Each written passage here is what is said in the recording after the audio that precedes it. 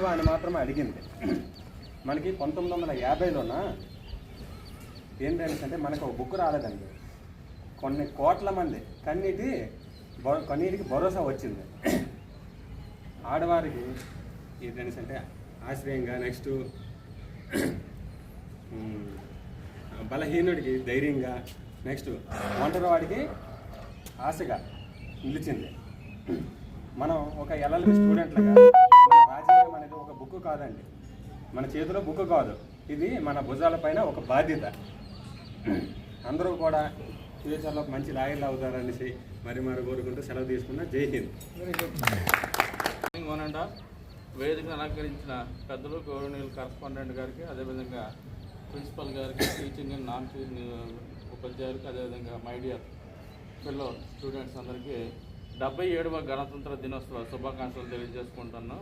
మనకి రాజ్యాంగం అనేది అతిపెద్ద లిఖితపూర్వకమైన రాజ్యాంగాన్ని గౌరవనీయులు పెద్దలు డాక్టర్ భీమ్రావ్ అంబేద్కర్ గారు లిఖితపూర్వకంగా రచించి మనందరికి కూడా సమానత్వం, ఐక్యతను కల్పించి గర్వంగా ఫ్లాగ్ హోస్టింగ్ చేసుకుంటామంటే మనకి ఈరోజు 1950 జనవరి 26న రాజ్యాంగం అనేది మనకి ఆమోదించబడి ఫోర్స్లోకి వచ్చింది.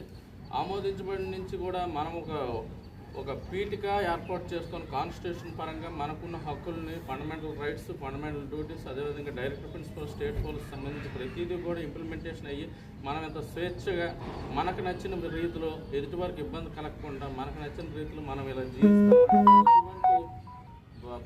జీవిస్తామంటే మనకి రాజ్యాంగం ద్వారా వచ్చిన హక్కుల వల్ల ఎవరు కూడా మనకు కల్పించగలరు. ప్రతి పౌరుడికి అనేది రాజ్యాంగం ద్వారా కొన్ని హక్కులు కల్పించి ఉన్నారు కాబట్టి దానికి అనుగుణంగా మనం జీవిస్తాం.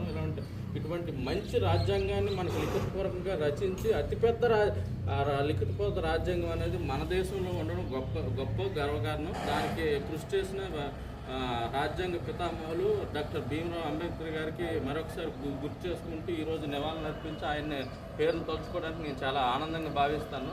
ఈరోజు ఇటువంటి భారతదేశంలో మిగతా కంట్రీస్ చూసుకుంటే అరబ్ కంట్రీలు కానీ మెనీ రిస్ట్రిక్షన్స్ అనమాట. అక్కడ బ్రతకడానికి కానీ, జీవించడానికి కానీ, మనం బయటికి రావడానికి కానీ కొన్ని రిస్ట్రిక్షన్స్, అక్కడ చట్టాలు కానీ. అలా కాకుండా మన భారతదేశంలో ఎంత స్వతంత్రంగా, సమానత్వంగా, ఐక్యతగా, సెక్యులర్ కానీ, స్టేట్ పాలసీ కానీ, ఎవరి మతాన్ని వాళ్ళు పూజించవచ్చు, ఎవరికి నచ్చిన వాళ్ళు చేయొచ్చు, ఎవరికి దీనికి అంటే ఎదుటి వారికి ఇబ్బంది లేకుండా మనం చేయడానికి ఇంతమంది మంచి రాజ్యాంగాన్ని అందించిన అంబేద్కర్ గారు మరొకసారి ధన్యవాదాలు తెలుపుకుంటూ ఈరోజు మహాపర్వదినం. ఎందుకంటే మనకు రాజ్యాంగం అమల్లోకి వచ్చిందంటే రాజ్యాంగం అమల్లో నుంచి ఇంతకుముందు ఉన్న బ్రిటిష్ పాలన కానీ, లేకపోతే అప్పుడు ఉన్న